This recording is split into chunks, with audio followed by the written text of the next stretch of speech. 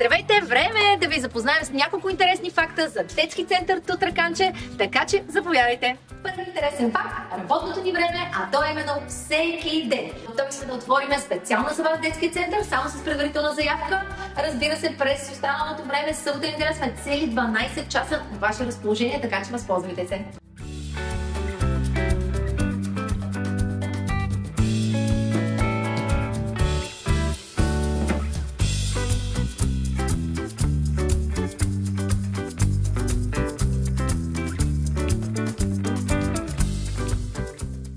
Втори интересен факт. Това е нашият прекрасен детски център. Разполагаме с няколко зони за игра. Имаме страхотен лабиринт, стена за катерене, бейби кът и разбира се много игри.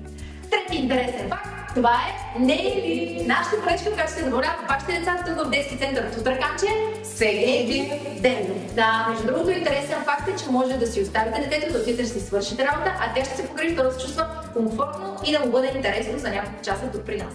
Време е да разкрием какво друго може да правите тук в детски център Тутраканче, а именно да празнувате всеки ваш скъп повод, но най-вече вашите любими детски рождени дни. Може да заповядате при мене, когато ви е удобно, по всяко време, за да ви дам каквато информация ви е нужна за вашия рожден ден. И да направите своята резервация. А за тези, които са онлайн ориентирани, имаме специално създаден сайт и софтуер за записване на детски партита tutrakanche.com, където може да направите своята резервация само за една минута.